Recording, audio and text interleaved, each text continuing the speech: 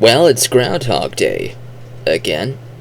And you know, having to repeat a time loop, repeat a day for so many days makes one really introspect on one's life, one's decisions.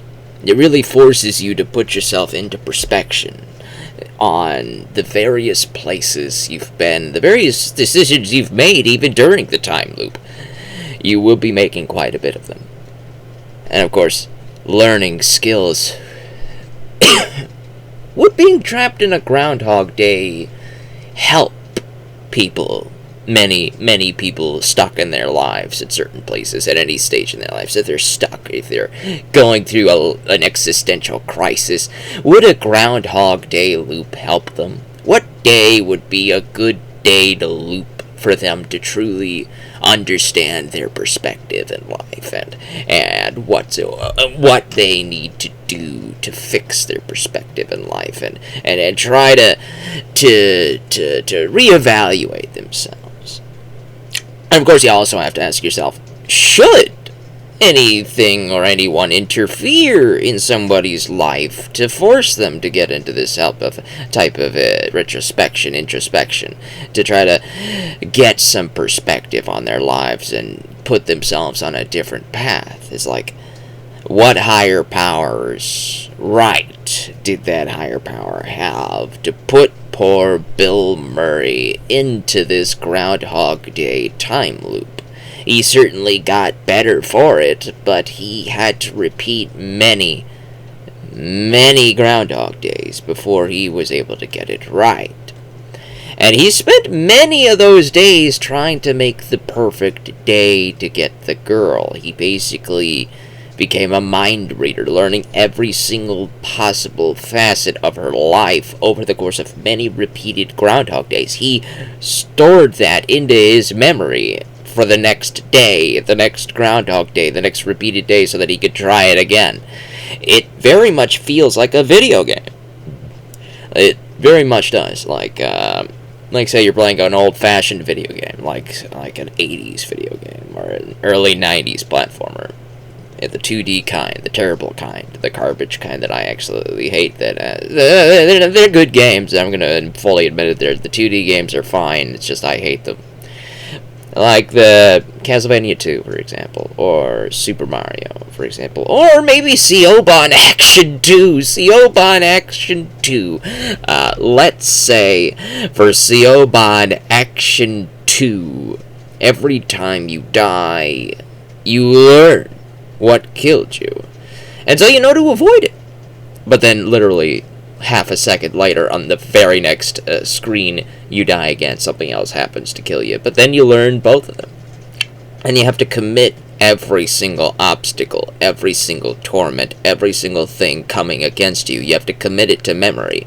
After many repeated lives, many repeated tries, you have to keep trying at this level to figure out the obstacle course to make it to the end, because if you do not make it to the end, well, you gotta keep repeating the level until you do. You always have the option to shut the video game off, even though you never make it to the end of the level. In Bill Murray's case, he cannot shut the video game off. He's trapped in the video game. He has to make it to the end of the level. Whether he gives up, succeeds, he has to succeed. If he gives up, he still repeats the day. He's doomed to repeat the day. There are many ways that Bill Murray has self-deleted himself during this Groundhog Day time loop, and every single time he self-deleted, the day repeats itself. So it's like being trapped in Siobhan Action 2, and you're unable to escape the game until you beat it. How many tries would you put into Siobhan Action 2 until you beat it? Now, Seoban Action 2 is a very limited perspective. It's a limiting perspective. You can't really have absolute complete freedom to do anything and everything you want. It's not like there's a Burger King in the Seoban Action 2 world where you can go to the Burger King and have a Burger King every single time. Every other Groundhog Day you go, I feel like having Burger King this Groundhog Day. And you go have that, then every sixth Groundhog Day, you go for a Burger King. It's like you can eat all the junk food you like, but because the next day it's like you never ate it. So Bill Murray ends up splurging. You can't do that in Seoban Action 2, but you are trapped in the game and you have to finish it. In that sense, we can get some perspective on what Bill Murray had to go through. If we were trapped in Seoban Action 2, we would have to commit to memory every single thing that would kill you. And trust me, if you've played Seoban Action 2, or if you've watched somebody play Seoban Action 2, you know what I'm talking about. There is peril everywhere. In fact, I think like second or third level. Normally, let's pull out our handy-dandy pad and paper and pen and paper, and we write down here. This is the flat land. This is the level where you start. Right. This is our little flag. This is our flag start level. Right. And here's Seoban here, the little cat character with the little ears. Here's Seoban. He starts the level up in the air, and normally you would land down on the ground and be able to move forward, right? Wrong.